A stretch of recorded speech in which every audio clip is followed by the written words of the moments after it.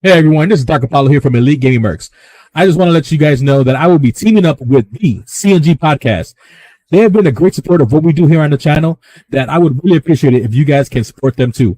You could support them on either Facebook or YouTube by going to the search engines and hitting CNG Podcast. Again, that is CNG Podcast. You could go ahead and hit follow or subscribe to their channel. Afterwards, you'll be able to see me there giving you my sports opinions. All right? Take care. This is Dr. Paulo signing off. Deuces.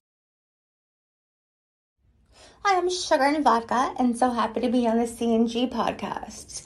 Bear down, Chicago. I see it, you see it, they see it. It ain't nothing else to talk about, baby. Let's go. CNG Podcast. Come on, bear down. Shout out to guys, CNG. Yes, sir.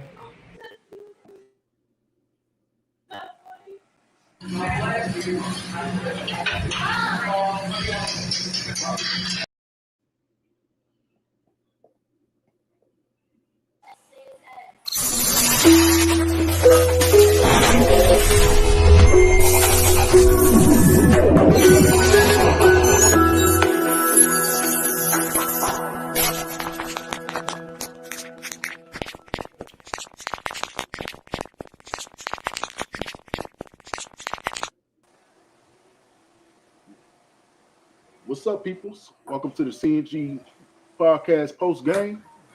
See, we got everybody in the building. We got my man Guy over here to my left. We got Elite Gaming Mercs down there. And we got Miss Sugar and Vodka. What's up, everybody? How y'all doing? Good as we can be, right? Yeah, from that terrible game. But y'all, let's talk about it. This game was a complete mess offensively. So, anybody want to get their thoughts going first? Because I'm going to go last. Nobody did Justin Fields any favors. The O-line was a mess. The play calling was a mess. The only thing was great was in the first quarter, the 56 shot to Mooney. And other than that, nothing. Okay. And I did not see this loss coming today, so it was hard to watch. Definitely can't argue with that. Well, I called the loss with the 24-20 score, but I wasn't picking Bears to only score 12 points in the game. So they let me down on that aspect. We were there at the red zone. Well, I want to say I know 2 times for sure, but correct me if I'm wrong. Were we there 3 times in the red zone? 4 times in the red zone and 4 times? Well, so they were all sorry, it was 3. It was 3. I think the other one was a field. Yeah, 3. Yeah, okay. So 3 field goals from inside the red zone. We got to capitalize. We got to have at least 1 touchdown in that red zone. We cannot keep on getting rid of this red zone opportunities. As defense, I don't care what anybody says. That in places that of these Bears fandoms that for some reason want to blame the defense for this game. I don't know what they were watching because they allowed the team to only score 20 points while having 3 turnovers on offense. The defense also playing without their number 1 starting cornerback in Jalen Johnson only allowed 20 points. Okay. Daniel Jones only threw for what, 70 something yards passing? Yeah. Come on. The defense showed up. Our offense did not. Plain and simple. Here's to Badgley. G Walker, anything you want to add to that? Can y'all hear me out there, man? Yeah, we can hear you, man. Go ahead and let it rip, bro. I'm just disgusted, man. I'm disgusted by the play calling today. I'm disgusted by the O-line play today. I'm disgusted by Justin Fields today. We had a game to win. The win was right there, and we couldn't do it. One play that stuck out to me the most was the 3rd and 2. Midfield, 3 timeouts, 4th quarter. You don't get a ball to your running back. You don't get a ball to your mobile quarterback. Please explain that to me, why that happened. Anybody can go. I'm going to turn my mic off. Anybody, go ahead. I can't explain why it happened. Other besides we have a first-time offensive coordinator, not just a play caller. He is a first-year play caller, but he also is a first-year offensive coordinator. So he's never done this before. And we've had multiple weeks where we don't see clock management done properly. We don't see specific plays, like we're running a shotgun at the 1 yard line on the quarterback, wannabe quarterback sneak. I didn't see the why call that play there. There's a lot of, are we trying to outsmart the room? Just because we have we have this title. I don't know, but you are correct. We don't know why they went away from the running back on 3rd and 2. Sugar, what disgusted you the most today after today's game? What did you couldn't handle today? Did you ask me? Probably the play calling. But the biggest letdown actually was the debut of Felix Jones. That's what we waited for all this time. It was just like wow, that could have saved that. So I would say that's the biggest disappointment.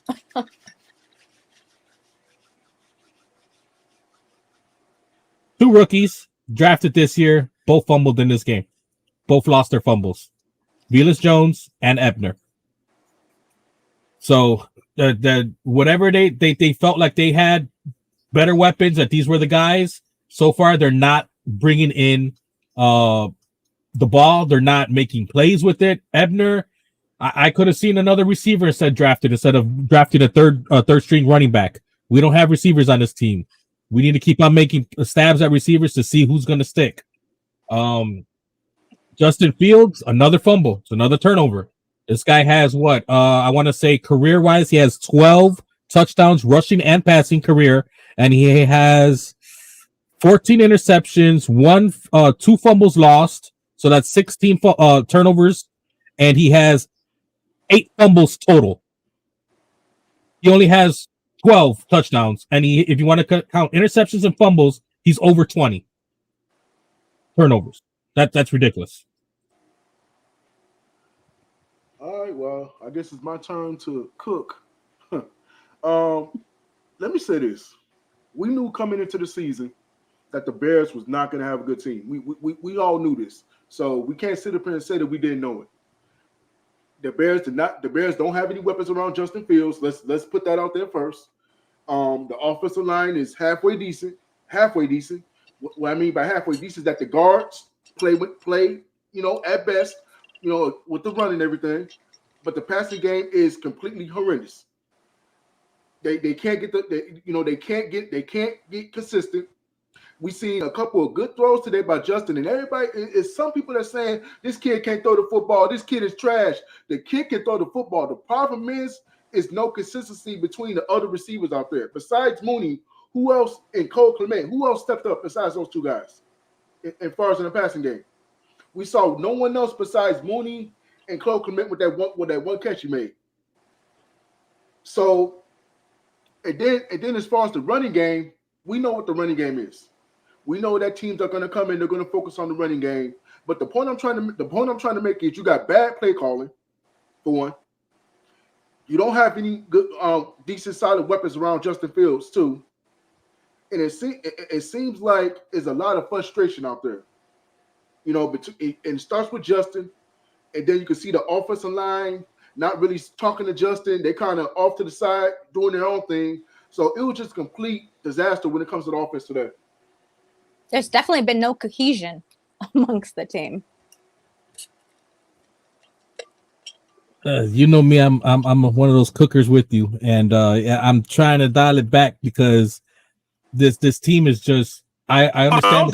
No, CJ, I understand that you said that we knew that this team wasn't that good. Remember, I picked them, I believe, to finish the season 5-12.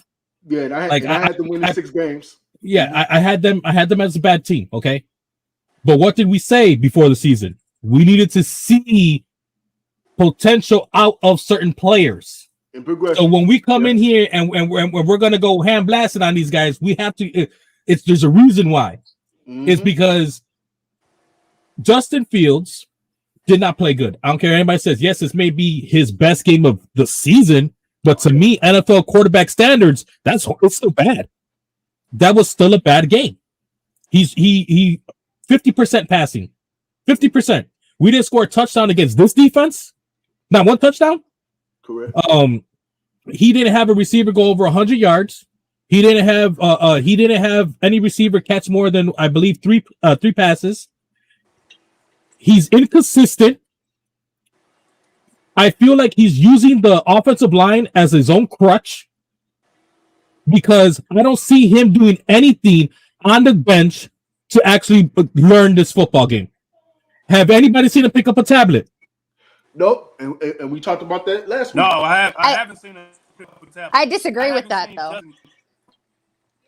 Go ahead. What are we not seeing eye to eye on? So I could, yeah. So I know. I don't think he's using the O-line as his crutch. I think they're the ones hurting him. So And he has no weapons. So what is he supposed to do? Throw it and then run and catch it for himself?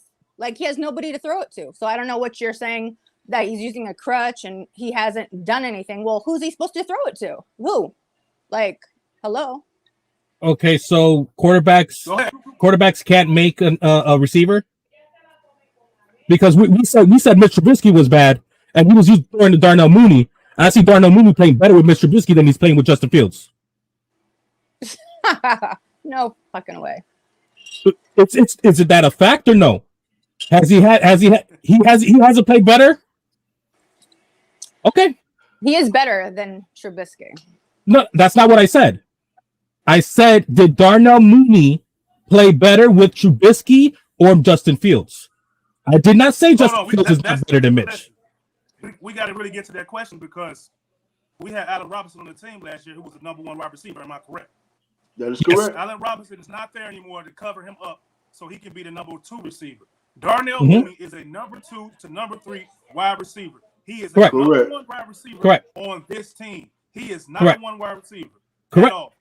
I said that with you before. Did we not? All of our chats have always said that. He's not a number 1. But Allen Robinson wasn't a number 1 last year either. Allen Robinson had a horrible year. That's why a lot of people said he didn't want him here anymore.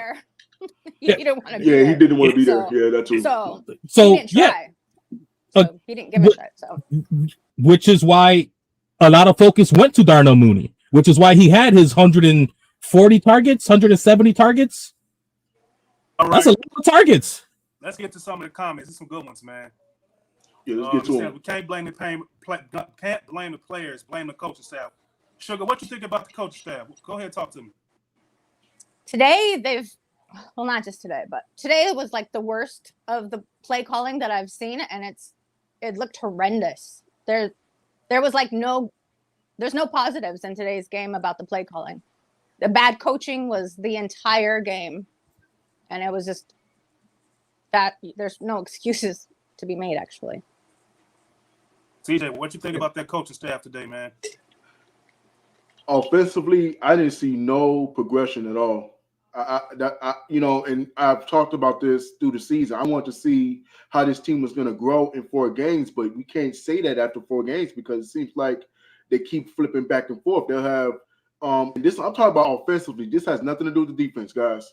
This is just me saying offensively. Okay, we saw the running game step up. Last week or whatever. This week it did what it did. Okay, whatever. But as far as the passing game is what I'm talking about. We have not seen no growth from there. We've seen Justin maybe have 2 good throws to Darnell Mooney, maybe throughout this whole entire process. So my biggest thing that I want to see was how Justin's mechanics in the middle of the field, him hitting different receivers, 1, 2, 3, like 1, 2 stop, hit the receiver. We haven't really seen that because guys are either not getting open or he's not finding them at the right time. So it's a disconnect somewhere for him not finding those guys within the 2 seconds that he's hiked the ball. And, I needed to see that at least for the first 4 games. I can't even say if I've seen that 10% of the first 4 games.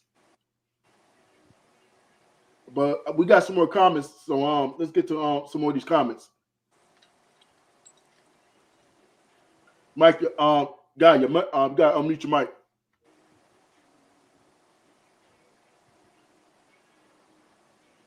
You got it. Okay.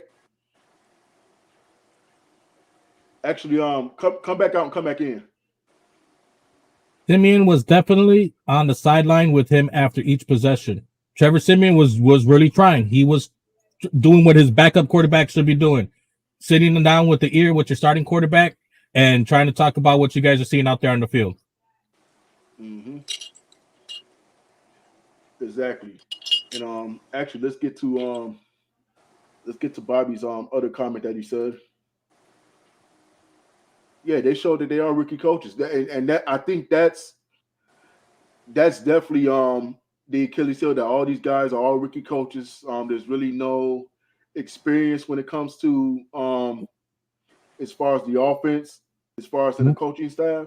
Why did they make the switch with Patrick to start over Jenkins this game? Yeah, yeah, go ahead, Andrew. Why did they make that switch? Like what were they seeing that in the first 3 games that Jenkins was so bad that he had to be the first player, the first starting offensive lineman to go sit down and eat bench for Patrick to come in to start for him? Like, I know that they were intertwining during the games, but Patrick has not started all season. Favoritism. It was clearly favoritism, because all we heard was training camp early in the season was Jenkins didn't get along with his coaches. He was hard to coach, and all he did since training camp and every week was pancake guys. Why isn't he starting? Like, our O-line play was one of the worst that it's been so far this year in this game, and one thing that I've seen that was different is you put in Patrick to start over Jenkins, and then Whitehair gets injured during the game.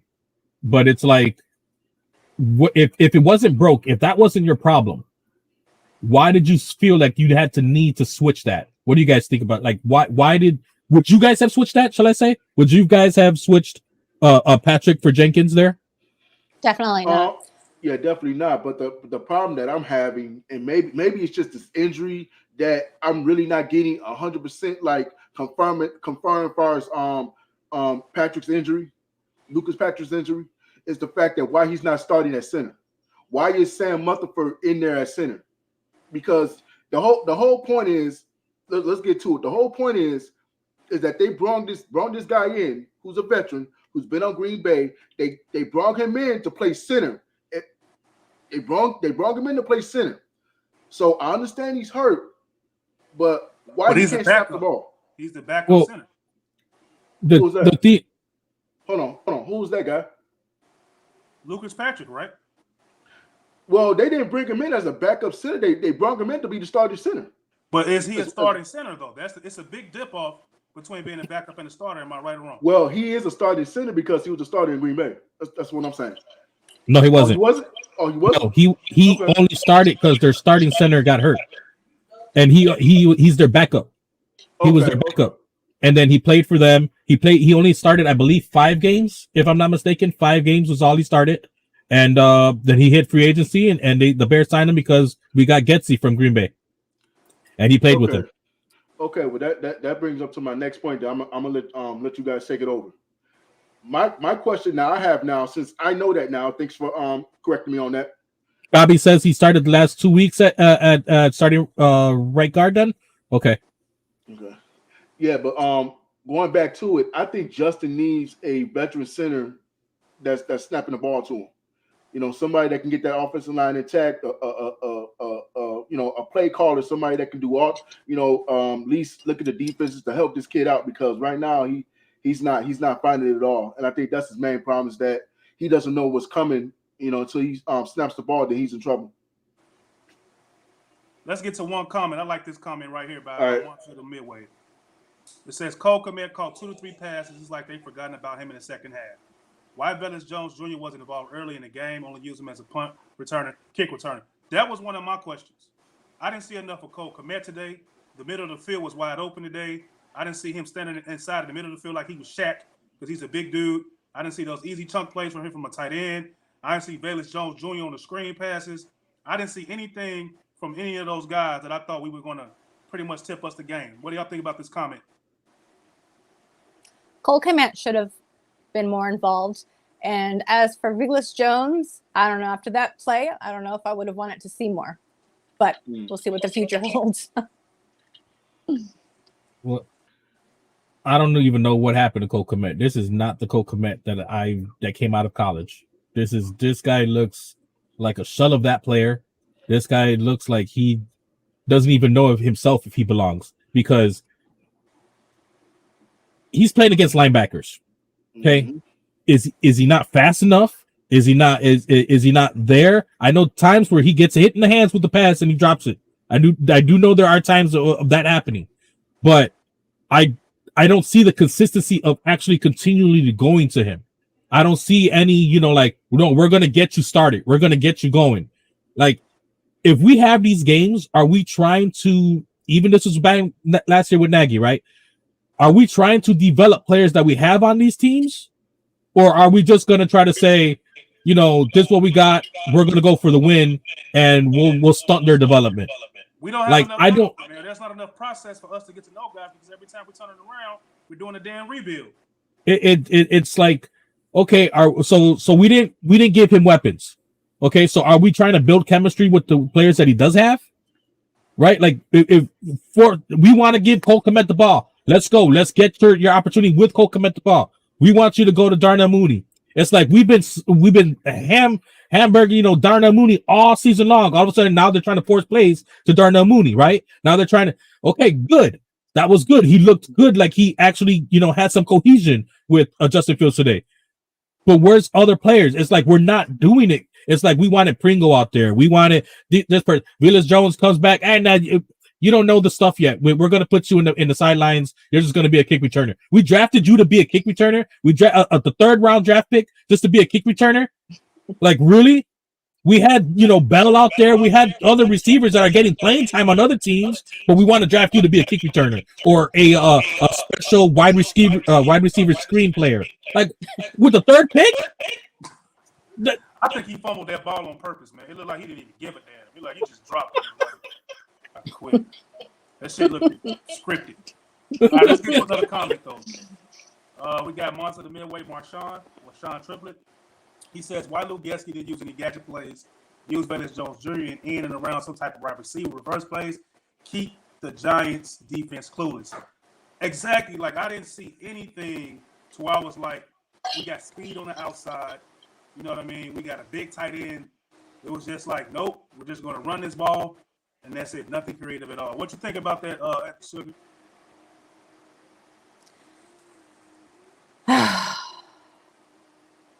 Well,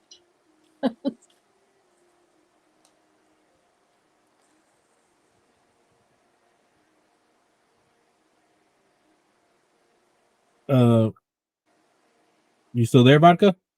yeah, I'm still here. So what did you think? You don't even know, like, what you can't even about the offense, like these gadget plays. Like, he didn't use anything. Like, what did you want to see a gadget play or something? Like, what Nagy would run, those gadget plays?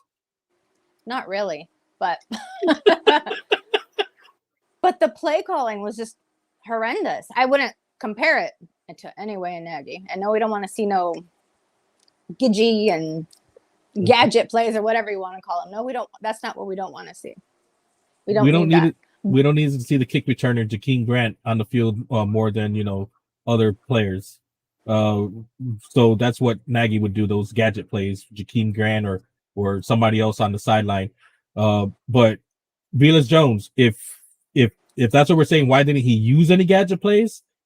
Maybe because gets he to himself. Maybe he feels these guys just don't know his offense. Maybe he feels these guys don't know play calling. There has to be something going on where we can go from a team that in the preseason would pass the ball more than they ran it, and now in the season they're barely doing anything. They're offensively, passing wise, they're not doing much. Justin Fields in one preseason game, like, passed as many times as he did the first 3 games of the season.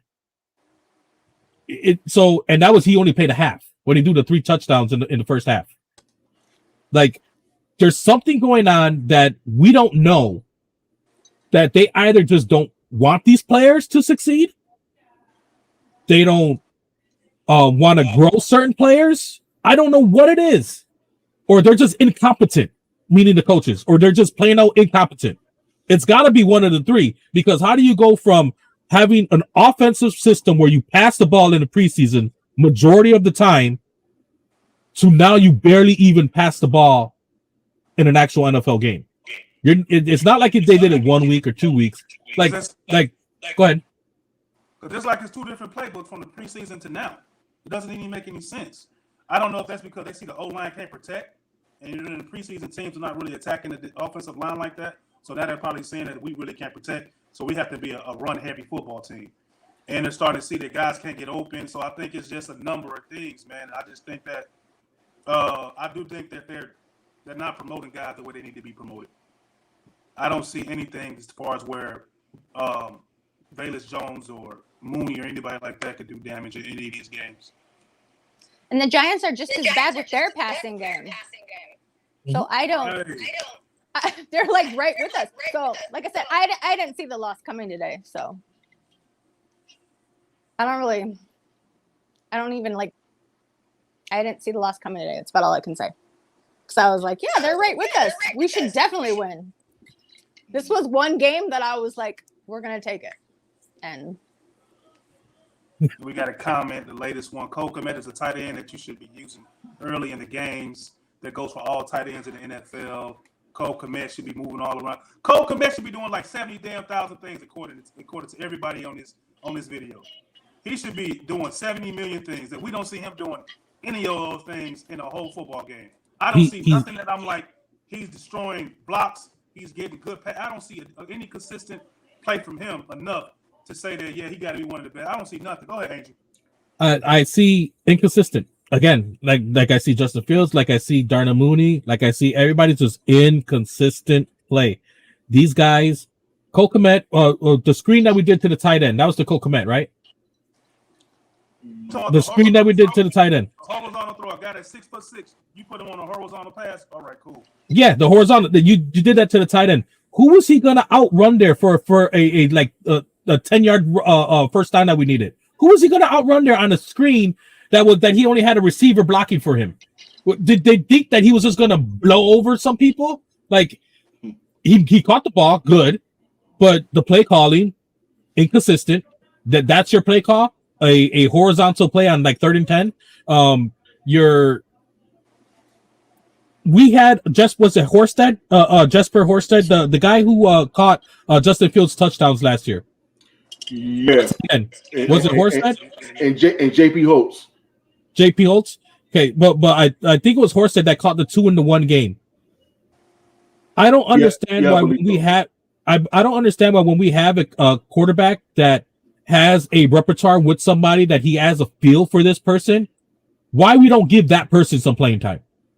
Like we didn't even bother to re-sign that person. He was the one that had the most touchdown catches from Justin Fields, multiple, and we didn't even bother to re-sign him. It was like, are we looking to help that quarterback? Like he has a little bit of a caveat with that player. Maybe we should keep him on the roster for just in case to see what happens in practices. If in our playbook, he's going to look good. But it's like they just know we have Cole Kmet already, so we're just going to cut every other tight end. Oh, we got Darnell Mooney, so we're going to cut every other receiver, and we're going to come with the whole handbasket of bench players from everywhere else. It's like, well, really? Like I just watched the Detroit Lions, who's played their third receiver, was playing their number 1 receiver this game. Mm-hmm. They were down St. Brown and they were down DJ Chark. Josh Reynolds was their number 1 receiver this game. They just scored 38 points. How? Okay, so it's like it can be done with lower tier receivers on your squad as long as your offense is competent, right? Mm-hmm. Your quarterback actually knows where the offense is supposed to be. That offensive line isn't, oh my God. It's a Detroit Lions. Like, let's be real. They've been a bad team. They're getting better now offensively. Their quarterback is doing some homework. They're not running the ball like we are, but they're playing great. This guy what's his name? The running back from them that they just drafted 2 years ago. He had like a 50, Sweat. Yeah, he had like a 60-yarder scamper a couple of weeks ago. Like, they got big explosive plays. They make explosive plays. We lack players that make explosive plays. We instead went and got the fourth and fifth string receivers from Kansas City and from Green Bay. We went and got the backup offensive lineman from Green Bay. We went and said, okay, we're got rid of our starting left guard in James Daniels. We'll send you away and we'll go get, the backup from Green Bay. What? Like, are we supposed to improve what we have here? Why are we getting rid of what we had and that were solidified starters to bring in bench players? Because we're in a rebuild. This is a different. And because it's all about money. But then if it's in a rebuild, then guess what? Then you're not going to help Justin Fields. You're not going to help that. Right, you're not going to help him. He needs help because he's showing that he's incapable of yet doing the proper read off the line of scrimmage. He doesn't know which receiver is going to be open, masked by that defensive play. He doesn't know it yet. He doesn't. Some players get it after time. He right now doesn't know it. That one, bro. I kind of disagree. Well, the reason why I'm saying that is because when you hike the ball, before you hike the ball, you should know what your defense, who's blitzing, who's not blitzing. Well, that's part of your job of your center as the center to pick up the blitz as the lineman. Right. I'm talking about as the quarterback because you know where the help is coming from. You know then who's going to have safety help. You have to know that, so you would know my play is designed to go that way, so I should be able to throw the ball off the hike. If you know it, you're able to hike 1-2 step, boom, you're able to throw it. Good quarterbacks. The time coming for that angle. I just said 2-step drop. I just said 2-step drop. So now you're saying that he's not a problem, that he doesn't need to get better. The game I saw today, just for today. The game you saw today. The game you saw today. Not the main reason we lost this game today. I didn't say he's the main reason we lost. I'm saying he wasn't there properly. Did I say he's the reason we lost? I'm saying that he's not the reason he's lost. Okay, so we agree that. No, but you do keep attacking Fields. And I'll attack every player that's on this roster. I'll attack everyone when they're not doing their due diligence to get better. But mainly Fields. Because he's our captain. He's wearing the C on his chest. Okay. So, guy, do me hold on, guy. Do me one favor. Your mic, make sure your mic is turned up because you're kind of low. He just doesn't want the feedback. I got you, guy. Can y'all hear me now? Yeah, we hear you, guy. Yeah. I was just saying that Fields is not the reason we lost today. He was one of the reasons why we actually played good today. As a game manager and as a quarterback that's going through a rebuild, and as a quarterback that doesn't have a true one wide receiver, for a quarterback that doesn't have a true offensive line, he didn't throw any picks today. He looked like he was managing the game well. We got into the red zone 4 times. And out of those 4 times, I didn't see not one play to where I could say, oh, that almost worked. Oh, that was a good pass to Cole Komet. He kind of dropped it. Oh, okay, Mooney, I see you flanking out to the left side of the corner for the touchdown. We didn't see shit. Nothing. We didn't. You cannot blame Justin Fields for the lack of play calling. What up, Woody? In the red zone. Agreed. That's going on. You can't. Like, the proof is in the pudding from the red zone. He marched there. We got like 4 field goals. Where was the nice, easy passes? Where was the play action reverse boots? The damn Giants was doing it. They were looking like goddamn Daniel Vick out there today. Mm-hmm. Randall Cunning Jones. Daniel Cunning Jones or some shit. Mm-hmm. It just, what it is though, my final conclusion of it, it just shows that there's no confidence within this entire team, especially from the offense. What I seen on that, what is it, 3rd and 2? It was a 3rd and 2 play. Go ahead. Yeah, it was a 3rd and 2 play. And what did we see? We saw a running play, correct? Did that running play get a first down? That was 2nd down. On 3rd down, he didn't. What did he do? Because I know for a fact he threw a goddamn bomb in his own end zone. Didn't Gesky call for like a long ass pass in his own end zone today? And we punted the ball. The fuck out of here, man. I mean that 3rd and 2 play, and I strictly remember that 3rd and 2 play. They did not even throw a short pass. They didn't do it. That would have been a perfect time for you to do a screen. They run the damn ball. Is Justin Fields Aaron Rodgers? Is Justin Fields Aaron Rodgers? I'm not saying he's Aaron Rodgers. That's Aaron Rodgers. That's what they do in Green Bay. They do that shit. 3rd and 3, he throws a bomb. That's the stat stuffy stuff that Aaron Rodgers does. That's what he did. Justin Fields is not that. Give him a player that he's going to be able to produce and do something with. We were in our own end zone, and he called that play. That was crazy. And gave them the ball midfield off the punt, and they scored. That was terrible. Where was our QB sneaks? Where was our fakes to the side? I agree. Like I said, this coaching staff is not. I didn't like I don't like Patrick starting. I don't know. I don't know what it is. I don't like his stuff. There's a lack of experience, not confidence. When things got tight, Getsy folded. Folded like a bad suit. Folded like a bad chair. Bobby, I agree. Folded, man. I guess it was a tight game. We lost by 8. CJ, you got anything else? We're gonna switch it up. You got something? Yeah, we're gonna switch it up, man. I'm pretty much done, man. With this, let's go ahead and switch it up. I'm getting a headache. Let's talk about this young man right here. If this was ever a coming out party for a rookie, for a guy that's gonna be our franchise strong safety, we got to talk about Jaquan Brisker today, man. Ball hawk. All you heard in this draft was a ball hawk. He showed it today, man. He saved us one drive from today where they almost scored on us, man. He broke up a pass play, and that set up a 4th down and got us the ball right back. So, Angel, tell me what you saw from Brisker today, man. I saw shades of Mike Brown. I saw shades of, a hard-hitting safety who knocked the smack out of you legally. He came in there with that shoulder on I believe it was in the 4th quarter. Was it the 4th quarter or when he hit the guy on the sideline who just dropped the ball, and that was and then also the Brisker drive where he just every play he was just breaking it up, he was stopping them. I seen an impact player for a guy who's basically who is a rookie playing his 4th NFL game. To continually to see progression from him, to continually see a player who's in on the plays, to see a player who doesn't really get beat.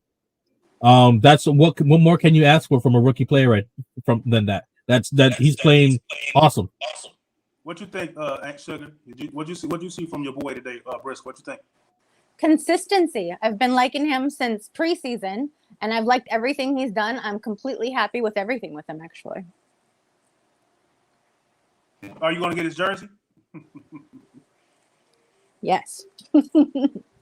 CJ, what you think about your boy Brisker today, man? I think he's been the highlight of our draft class so far. What you think? I knew he was going to be highlight of our draft class since day one. I like what I've seen. I've seen aggressiveness. I've seen toughness. I've seen a guy that goes after it. And the problem is I don't see that from no one else besides Roquan. Justin at times maybe, but those are the two guys, him and Roquan, are spearing this entire team, to be honest. So what we think about Kyle Gordon? Was he a wasted pick, or he's in the slot corner? He's just having a bad. He's learning. He's learning. Go ahead, whoever. I think he's just learning. I think he's a young guy that's going to get picked on by NFL quarterbacks right now because he has a good, decent cornerback in Jalen Johnson on the other side. So they're gonna force throws his way, and when you continually consistently go towards one area, there's gonna be plays that are gonna be made over there. I don't see a person who looks like he's hot dogging it out there, right? He looks like he's trying, and as long as you give now 110% and you're going hard, that I can't be mad at him for that. Are there plays that he does give up? Yeah, he gives up plays. But I do see a guy who's out there and is not a wasted pick. I don't see that from him. So how do you see that from him, but you don't see that from Justin Fields in a new organization, new rebuild? I never said Justin Fields was a wasted pick. I'm asking you give a lot of heat to Justin Fields. You know what I mean, for a new guy. Justin Fields in the 2nd year. Kyle Gordon is a rookie playing his 4th NFL game. So how did Justin play last year? Was it 12? Last year was the Nagy season. Hold on. He didn't play the entire season. Hold on. And did you ever remember me talking bad about Justin Fields last year? I didn't know you last year, so I don't know. No, guy does. Guy knows. No, you know what? We're gonna go into the group chat to get those receipts. Get those receipts because what I say, he's a rookie. He needs some playing time. Give us playing time. Go ahead. Let him get a feel. That's what I always said. He's a rookie. I always said, give him where's your offensive line? Where's your running game? Why are you not doing this for him? Why are you not doing that for him? I made the excuses for Justin Fields last year. Now we're in the second year. So now it's not that I'm making I don't want to make excuses for him. It's just it's more not him. It's more the fan base. The fan base needs to understand we can't just say Justin Fields, excuse. Other quarterbacks, no excuse. You know what I'm trying to say? That's the only thing. It's not the player. The player, I think, is the best talent that we've had here. Plain and simple. The best potential that we've had here. Plain and simple. One of the best arms that we've had here, deep wise. Plain and simple. Can move out of that pocket. Has led college teams. Multiple year starter in college. National games. This is a premier talent. So I do expect more of him. It's only because I see it there. I want him to succeed. I want him to be the quarterback. Okay. So when I see that our team didn't give him these things, you're never going to hear me dispute. Oh no, they didn't. They gave him weapons. No, I'm going to agree with you. They didn't give him weapons. They didn't. They drafted a special teamer with their third pick as their first offensive player. When free agency started in the offseason, the first player they went after was a defensive tackle. They didn't go after an offensive player. They went after a defensive tackle. The defensive tackle failed his physical, and then they used that money to sign a Brian Pringle, to sign Lucas Patrick, to sign St. Brown from Green Bay. What is that? That's not going to help Justin Fields. So I agree with that 100%. So Antoinette, so Sugar. So with all that stuff that Andrew said, do you think there's a silver lining for Fields? Did you see anything that you thought was like, you know what? I could see something. You see anything that's just like he's getting better today? I do. He is improving. He's not the reason we lost today. He's improving. He slides better, though he didn't have slide ability today, but he's been sliding better. I see improvement every game. Okay. CJ, what you think about it, man? I just think that Justin today, he recognized where his where his protection was failing him at today. He was getting up out of there today. Go ahead. And I will say, and accountability, which has been lacking. So I'm happy that he takes accountability for his mess ups and for him playing like shit. Right. Because before we which is a huge start. Before we go to a commercial break, we're gonna get CJ's thoughts. Any silver lining you saw from Justin today, man? Anything you saw? The only thing, we saw Justin make some plays. Let's get that mic muted. We saw Justin make some plays that was promising. Again, I'm going to say it again. I did not see a lot of receivers get open today. I didn't see that. Now, anybody can argue that with me, but the game I saw today, I didn't see not one person broke away from 5 yards away from the defender at all. So at some point, we got to realize that they just don't have guys that are playmakers on his offense. Now the running backs, that's all good and dandy, So I'm not really jumping off that. As far as the receivers, the tight ends, we don't have any playmakers. So what's going to have to happen is now everything's going to have to go on timing. But from Justin, I think he's going to be a good quarterback. They have to put enough around Justin. If you expected Justin Fields to come out and play with a team like this, I don't know what some people were thinking, but it wasn't going to happen. The NFL analysts called it. I see it. I'm sure some of you see it. So the thing that was going to have to happen now is going to have to be some trust out there between the coaching staff and between the players. You're going to have to start playing players who can get it done instead of playing players that you want to put in the lineup just because of what the guy did the previous season. Play the best player out there, and let's see what happens. Right. That's all I got to say on it. I saw you get too many plays, depending on what type of team you are in a quarter. Justin missed one for Mooney down the field for a touchdown, middle of the field he missed. He didn't even look up. The other money play, he threw the ball to Pettis. Pettis didn't catch the ball. That was like on 3rd and 3 or 3rd and 4. He dropped it.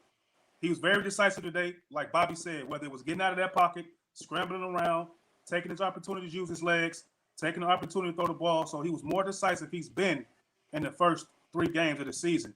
And that's what I picked up on more than anything today. He was running around. He recognized where his protection is starting to break down at, and that was the left side in the middle.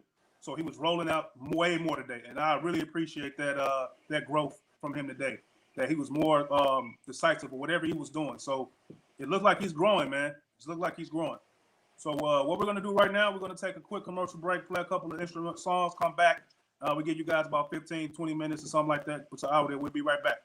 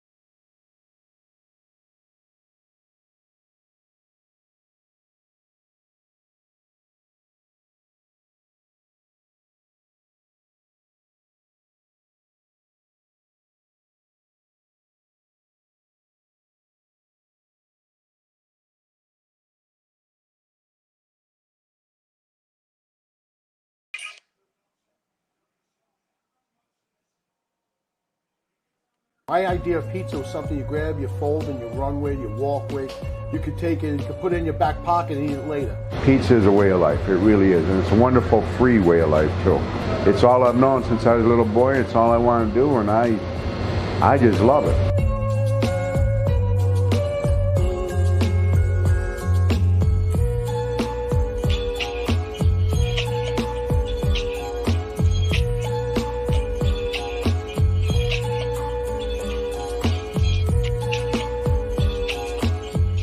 I enjoy New York pizza.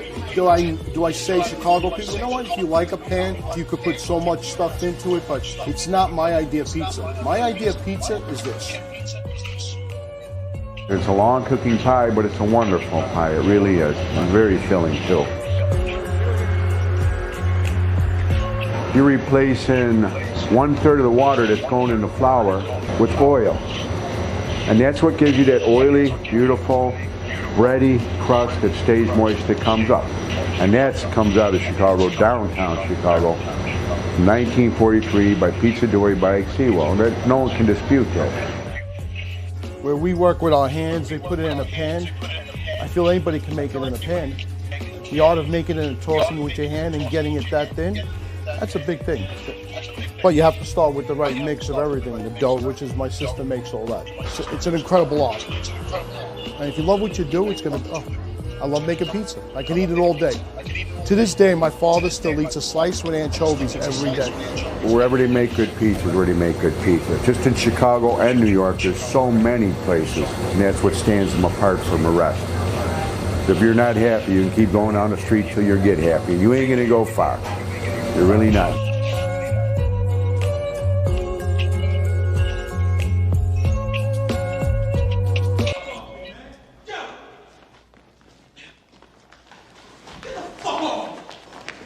Games, man? Hey, I'm fucking somebody up.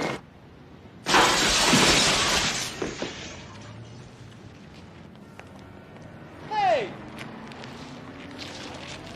What the fuck is this?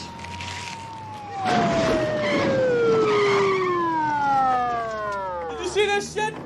I can describe all of them. Please move to the side of the car and put your hands on the hood. Why? What's with you guys? You heard what he said, sir. Do it right now, please. What kind of shit is this, man? Hold up. Wait a second. You guys are arresting me for getting thrown out of a fucking window? I got thrown out of a window, man. Gun, partner. Sir, you are under arrest. You have the right to remain silent. Anything you say can and will be used against you in a court of law. You have the right to have an attorney present during questioning. Yeah, I understand. I understand the right. I know this is bullshit, though, man. I got thrown out of a fucking window. Please get in the car, sir. Yeah, but tell me, son, what's the charge? Possession of a concealed weapon and disturbing the peace. Disturbing the peace? I got thrown out of a window. What's the fucking charge for getting pushed out of a moving car, huh?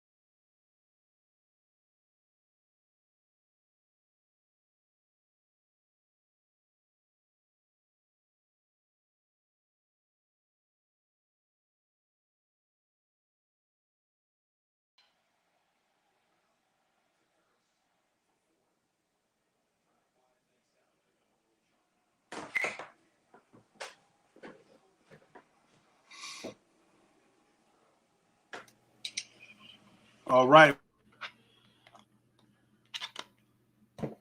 You're on mute, guy. We're back. That's just a little intermission, everybody. That's just, we be on here for hours, man. We be doing the pregame, we be busy. So, we just want to keep it fresh and, keep you guys entertained and keep you guys, loose and fresh while we on here because we got a lot to talk about, a lot of things is not going right this Bears season as a lot of us predicted, but it's just a couple of things that we thought be a little bit better. We thought Mooney would be a little bit be better. We thought Komet would be a little bit more evolved. Justin seems to be, he's trying to get evolved. We knew the O-line was going to be terrible. We've seen it the past 4 games. I don't know how many sacks he has so far this season on his body as a whole. So it's going the way a lot of people predicted. We're looking like a maybe 5-win team. We lost a winnable game today, and that's going to segue us into our next topic, which is the Minnesota Vikings. We actually play them next Sunday.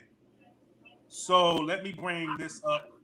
Hold on one second. Bring up one of the Purple People podcast things. We're going to actually be on the show with this guy right here. Shout out to the Purple Pocket Podcast. We're not going to be on our own show. We're going to be on his. Or he might be on ours, depending on how it goes.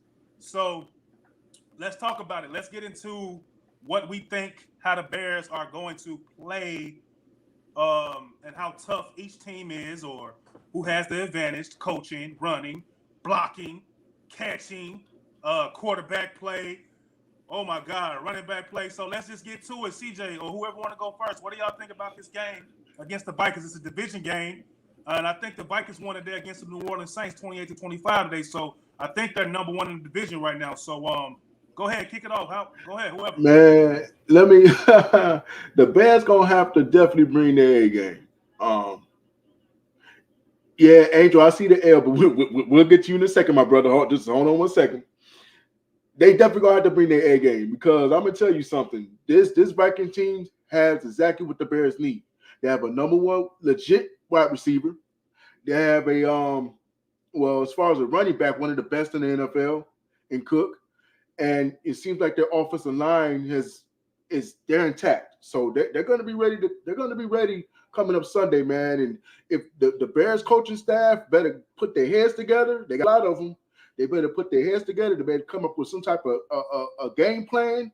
They better start using Justin for his strengths, and they better come with it because Minnesota will embarrass the Bears. They will put you on your ass if you're not ready to play this Sunday. Next Sunday, excuse me. Anybody else can go ahead. I agree with you, CJ, and I say they got as of right now better running back, better receivers, tight ends, whatever, a wash. They got Irv Smith Jr. They got the more competent, or shall I say, not competent, but the more established quarterback in Kirk Cousins, right? So right now, all facets of the game, they are better offensively than the Bears. Defensively, they are a team that needs work defensively, but they are still, their defense, I think, is better than our offense. So I see it as another loss for the Bears. Let's get to a comment real quick right here. We got the Monsters of Midway, Marshawn. We're better prepared for Justin Jefferson, Dalvin Cook, Madison, and Vikings defense. And we're going to have to play a full game Sunday. We have to play a full football game. The game plan for the receivers better be on point. Running back on point. Everything has to click. Kirk Cousins, we got to get to the quarterback. Robert Quinn, we need you to step up, bro. I don't know where he's been this whole season, but he is not the player that he was last year as far as when he was getting sacks and breaking the sack record that Mike Singletary set in Chicago. Go ahead, Angel. Also, Monsters of Midway left out even Thielen. They got Thielen over there, bro. Woo! That's gonna be a nice task for Gordon too next week. He's gonna be matched up with Thielen or Vildor matched up with Thielen. Hopefully we got Jalen Johnson back. So Jalen Johnson could at least try to shadow Justin. And we know he's not going to be like, oh my, like Justin's not going to get his stuff. He's going to get some stuff, but it's going to see what that other group can do with their number 2 receiver in Thielen. They Rager, they got Osborne. They got some nice guys that, you know, some nice good receivers over there in that any team. So let's see if this coaching staff can actually come up with a game plan for our offense to at least show up. All right. So, hey, Sugar, I see you back. So we're talking about the Vikings next week, next Sunday. Man, what do you think? How's that game going to go? We got to match up with the receivers, the quarterback. So, how does the game look for you Sunday? What do you think about the Vikings next week? I'm still gonna say we're gonna win to come back from this week, barely, and I think we'll take out Kirk Cousins and the Vikings. But it'll be a very close game. I think they got lucky in London. They really did get lucky. That was a crazy game. I think the Bears will. I think Justin's going to perform. I think he's going to keep getting better at managing the game. I think he slowed down his brain a little bit today. He didn't have too many, where he had mental lapses. Just one, he could have had the touchdown to Mooney. But I didn't see too many mental lapses from him. And I think that's, for a franchise guy, I think that's going to continue. This is going to be another heightened environment. You're playing the number one team in the division. So everything for him to be on point has to be on point. So if he comes out of that game either with a W or he didn't lose the game for us, he's going to get a feather in his hat that a guy that kind of helped us win that game if we can win. If we get tripped to the red zone again, like we got today, we better mother effing score. We better score because the narrative is going to change from Justin not being able to throw the ball in the end zone. It's going to fall on Gesky. So I need to see sixes instead of threes as far as points. Go ahead, CJ. What you think about next week? Let me tell you this. If you thought there was some frustration this week, like I said before, Minnesota will embarrass your ass. Now, I like Minnesota. I got family there. I've been there. It's a nice city. It really is. But this coaching staff needs to do something because I'm seeing a misconnect with it seems like, I don't know if it's with the offensive coordinator and Getsy. I don't know if it's with the quarterbacks coach, the wide receivers. They need to sit in a room to find out what they can do to make these guys better on this team, as far as the plays that they can run to really get themselves some separation open. Because I'm not seeing no separation out there. You got if players are not getting open, we got to find ways to get them open. Period. You got to find ways to get these guys open. St. Brown, big receiver, guy got speed. Find him ways to get open. Move these guys on the field. Put them in different spots. Put them in slot. Put them in the left side as far as the wide receiver. Put them on the right side. Whatever you got to do something to grow this offense. We have to talk about the coaching staff growing too, as a coaching staff. Players got to do their part. Don't get me wrong, but the coaching staff has got to show me something. They have not shown me nothing in the last 4 games. They really haven't. It's not on the offensive side of the ball. I'm gonna say this, man.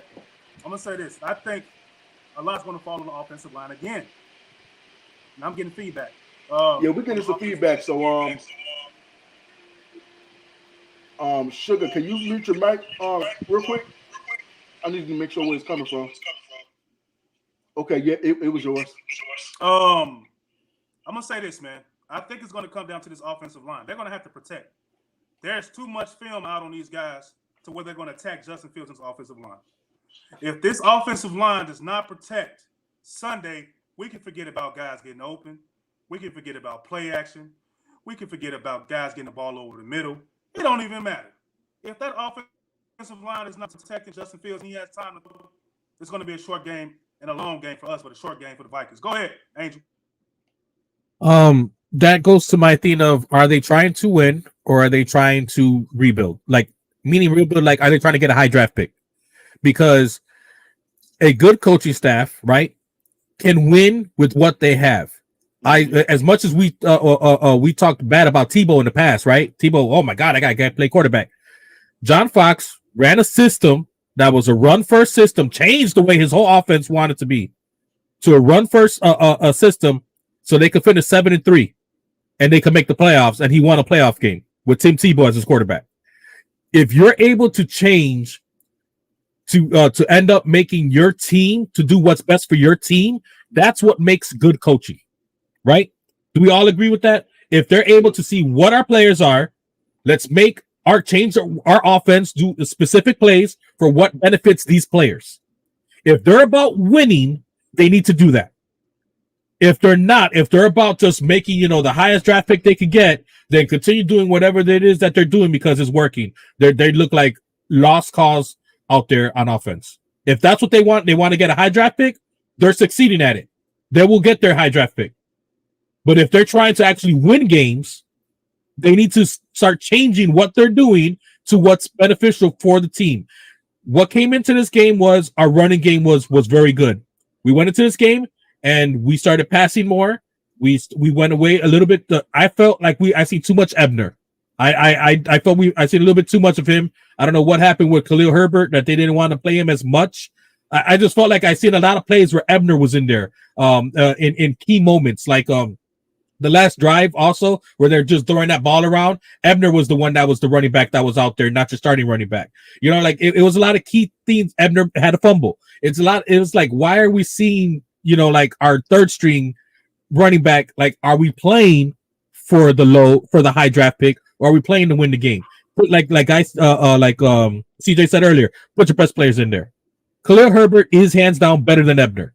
Khalil Herbert needs to be out touching this man like 90% of the time. Saquon Barkley out touched his counterpart 90% of the time. We don't need to have Ebner in there 6-7 series in the game. He doesn't need to be. He's the third string running back. You have to play with the best players if you're trying to win the game. All right, let's get to a comment by Necessary Evil. She said, hate to say it, but there's several teams that need to get new coach and defensive coordinators to salvage this mess. She said talent acquisition is the key, though. That's the thing. If we're steady seeing guys that are not talented enough to make an NFL roster, we're getting guys that work at Menards. We're getting guys that work at White Castles in the morning. We're getting guys that work at Target, come play with, put a uniform on. So it's the talent level, man. It's the talent level around the whole team. So we're going to see what this front office does next season with a bunch of money and a top draft pick. And I don't even necessarily think that it's a talent as far as these guys being young. You're going to have to start with rookies no matter what. Am I right or wrong? It doesn't matter if we have draft capital and all this other stuff, because if the organization is missing on talent, whether that's from free agency or draft picks, what the hell difference does it make? It doesn't make a damn difference at all. Go ahead, CJ. I'm gonna say another thing too. The thing that we're going to have to find out, and I think we're going to find out very, very soon, is if this coaching staff, well, I'm going to go back to the coaching staff, if this coaching staff is for the players or are they for veteran players. That's two different things. Because veteran players know what they're supposed to do week by week. Rookie players that are in their first, second season, you have to kind of get them to where it is. Now, look, now, hold on, guy. Now, I know somebody's going to say, well, they grown-ass men. They're supposed to know what they're supposed to do. But that's not what I mean. Game preparation is everything. Because you can see a completely different team in practice to when it's game day, they completely fall apart. Now, I think that has a lot to do with the players, but I also think the coaches got to prep these players into game preparation. So my thing is with this coaching staff moving forward, are they going to grow with the players? Are they going to grow with these rookie players? Because right now, I'm not seeing any confidence in this coaching staff when it comes to the players. I thought we should have saw other defensive guys out there. So I see you over there shake your head, Anthony. Do you agree with CJ? And can you speak on that, please? Actually, since I had my mic off, I was not paying it. I'm watching the Green Bay game. So they better be losing. Well, they just got a call overturned in the end zone that it was an incomplete pass. So it's a tied game still. Okay. The ball was clearly up. Do you think that the talent, they're going to groom talent here in Chicago? What do you think? How do you feel about them drafting guys next year and seeing how they're not game planning for guys that they drafted this year and didn't put anything offensively around? What do you think about them going forward with their draft picks? You have faith in them?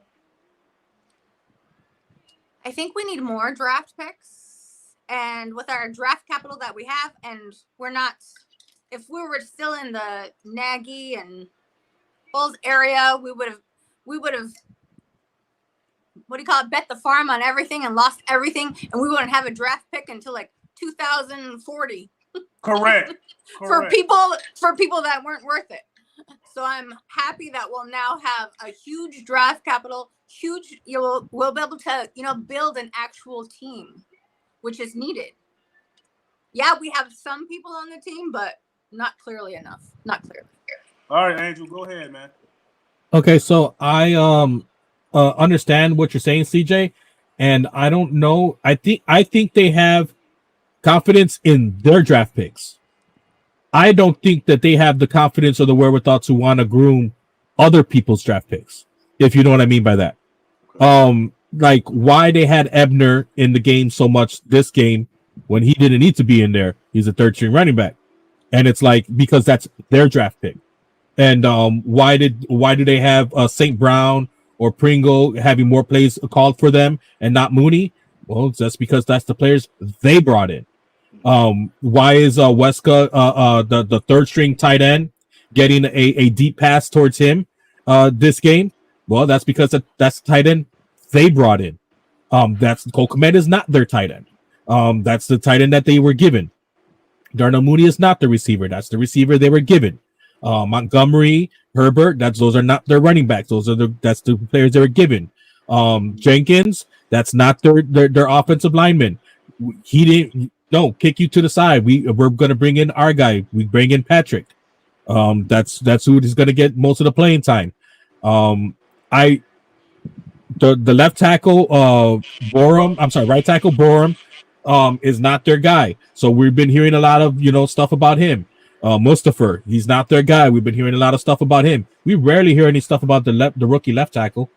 We rarely hear anything really too much about him compared to the other players, right? Why? Because they're set that's their guy. They're going to groom him. He's the person they drafted. Poles is a lineman, offensive lineman. He believes in his system on what he sees when he views these players. So I feel that what they brought in themselves, they're going to try to groom those players. The other ones, they're trying to weed to see if they even fit what they want. Is he what we want? Maybe. We'll see if he is. Is this guy what we like? Maybe. We'll see what he is. But they don't have any ties to them.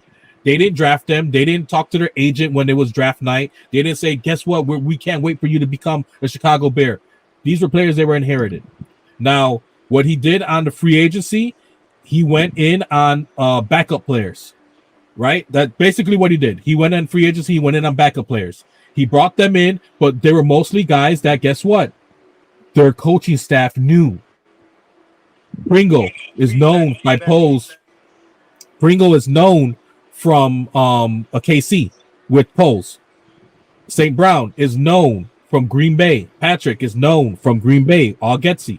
So it's like with those players, they even brought in on offense people that they knew, people that they were okay with. Hold on, Angel. I saw Antoinette. She wanted to get her point across. She had a hand up. So go ahead, Sugar. What you want to say to that? So what do you think? They're gonna just set Fields aside and draft a QB?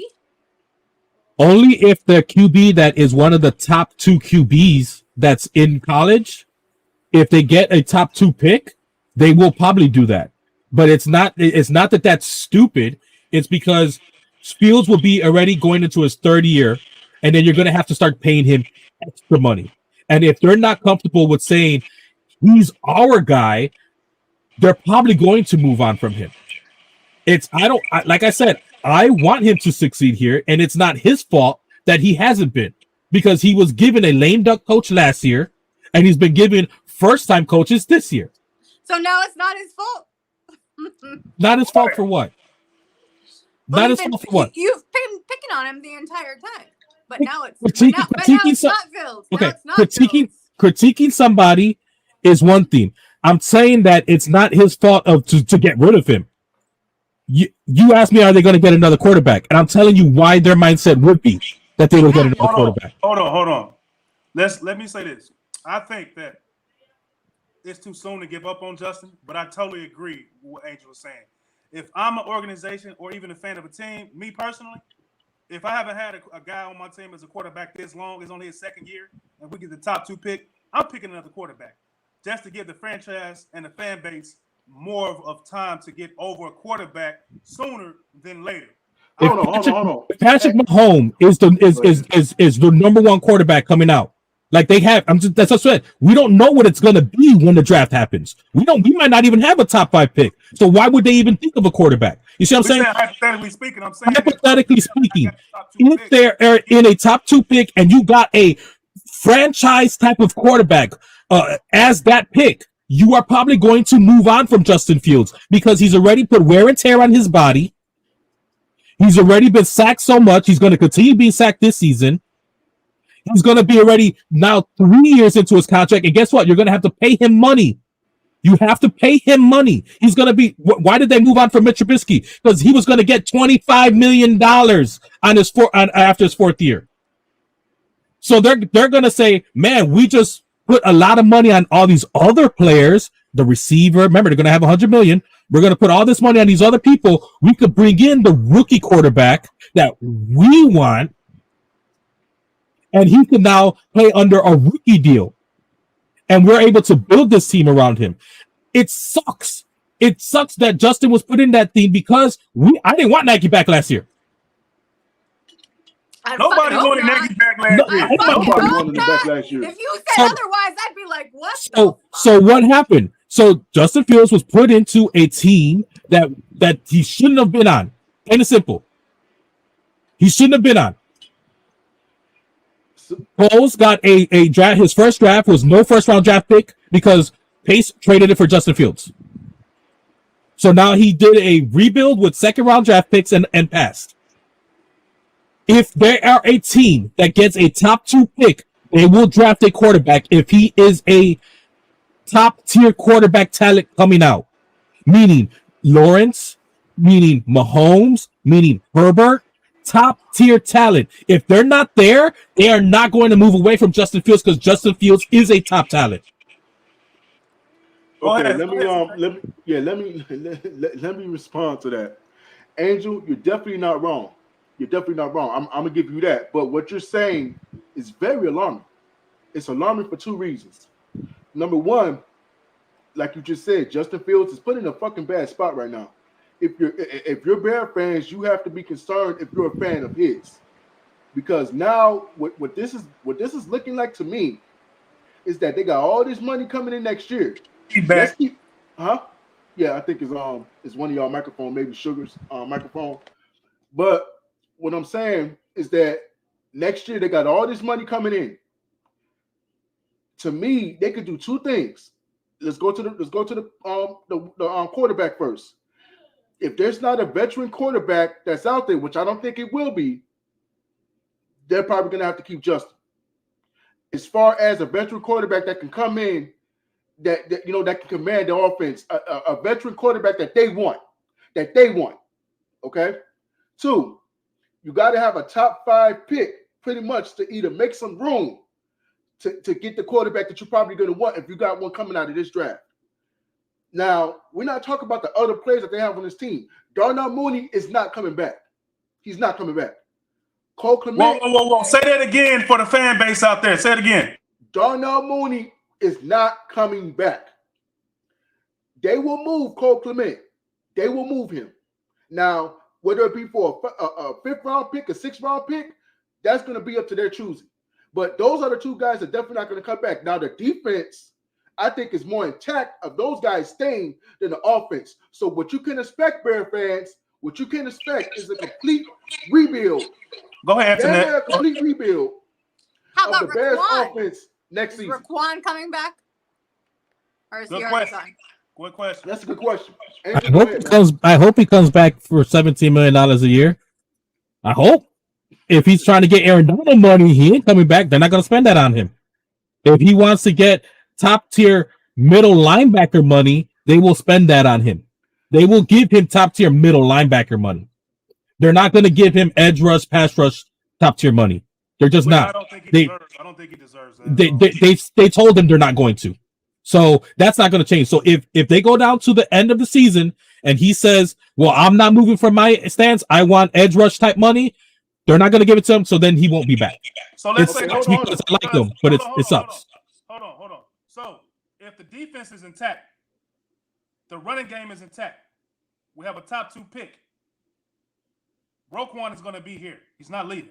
Because if you're going to build around your quarterback, you're not going to get rid of guys that are making your defense better, right or wrong. We would hope so, but we don't know what they're thinking because we would think that they would have spent money on offensive line coming into the season. We thought that they're going to spend money on receivers coming into the season.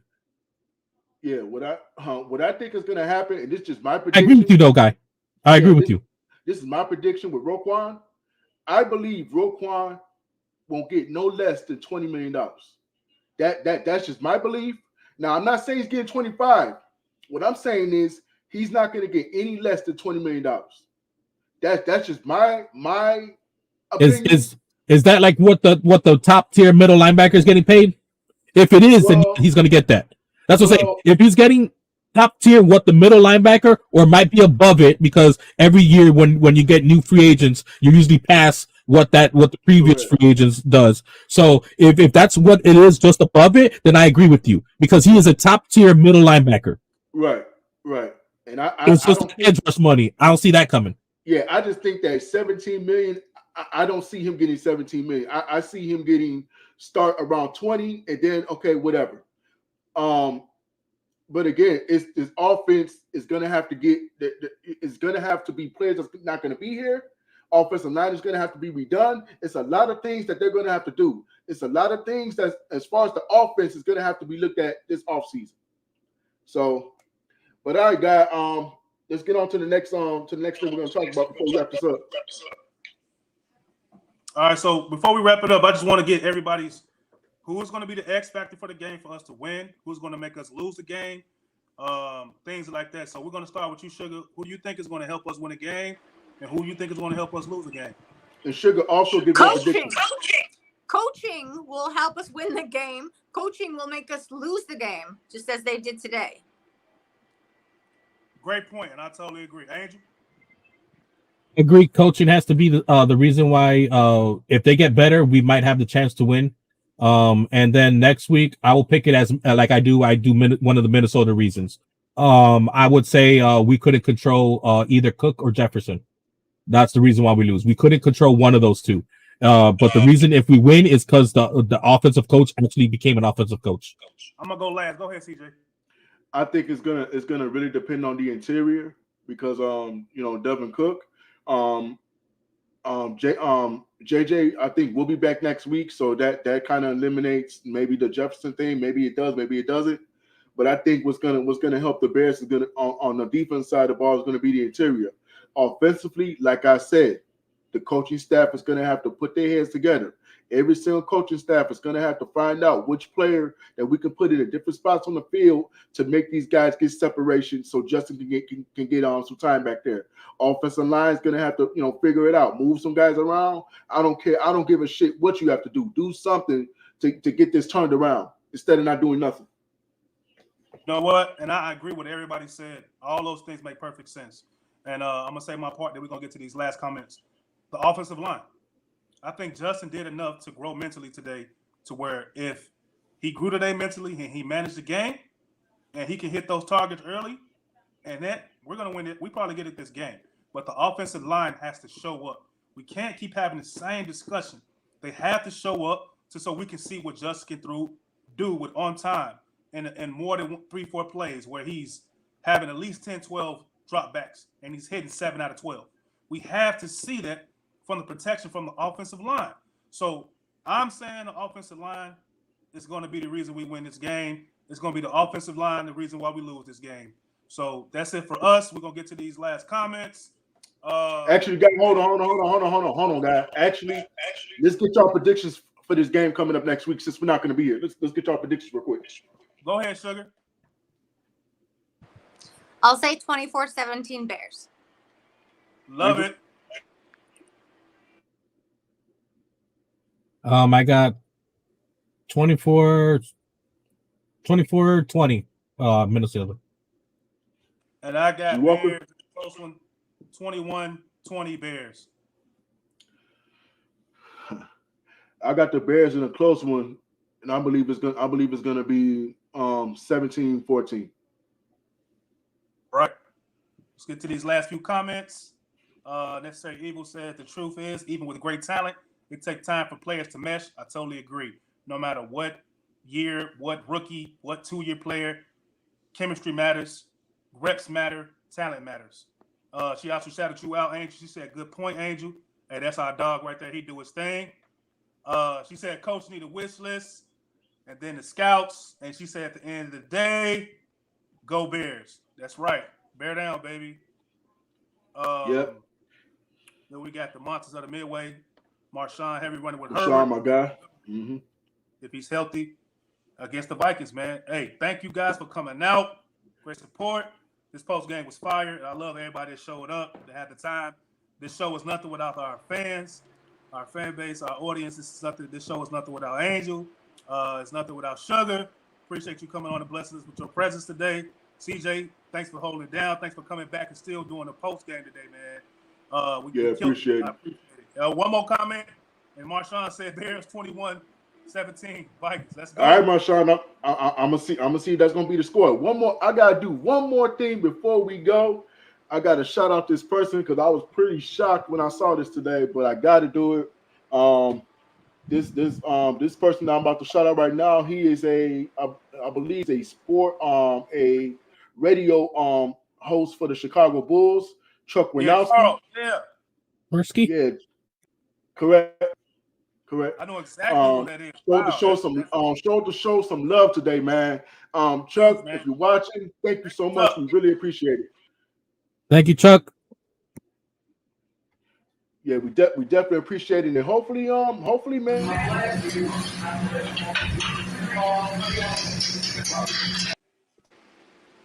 All right, thanks, guy. I guess that's my key to wrap up. But yeah, let's go ahead. Let's go ahead and get up out of here. Appreciate everybody that stopped through, came through. Oh, that was an accident? Oh, okay. I thought you was cut my ass off. I was about to say, hold up. But no, bro. No, I'm sorry, man. No, it's cool. It's cool, bro. Again, thank everybody in the comment section. To my mom, to Marshawn, to let's say Evil, to Bobby that stopped down in the comment section. To everyone that came on the podcast, that came on the podcast in the comment section. We really appreciate it. We tried to answer all y'all questions, and I thought we did a hell of a job. Angel, Sugar, and Vodka, appreciate you. And share and like. Share and like this podcast, because we will not be back here. We will not be back here next week. We're actually going to be on the blue. What is it? The purple and the podcast. The purple podcast. Next Sunday. It's going to be on Facebook and on YouTube. So you guys make sure. I don't know. We'll get you guys all the details during the week. You guys make sure you follow the CNG podcast Facebook page. We're going to give you guys updates on the show coming up for this Sunday. Also, we got another show coming up on Wednesday with the Shabbos podcast. Also, so you guys got to make sure you go and follow the CNG podcast page. We're going to give you all the update on everything coming up this week for us.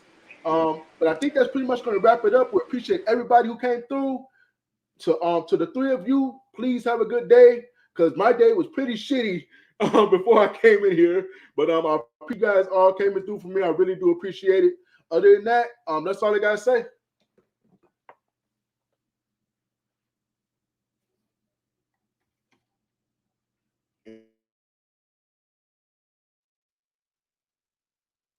Hey everyone, this is Dark Apollo here from Elite Gaming Mercs. I just want to let you guys know that I will be teaming up with the CNG Podcast. They have been a great support of what we do here on the channel, that I would really appreciate it if you guys can support them too. You could support them on either Facebook or YouTube by going to the search engines and hitting CNG Podcast. Again, that is CNG Podcast. You could go ahead and hit follow or subscribe to their channel. Afterwards, you'll be able to see me there giving you my sports opinions. All right? Take care. This is Dark Apollo signing off. Deuces. I see it. You see it. They see it. It ain't nothing else to talk about, baby. Let's go. CNG Podcast. Come on, bear down. Shout out to guys. CNG. Yes, sir. Hi, I'm Sugar and Vodka, and so happy to be on the CNG Podcast. Bear down, Chicago.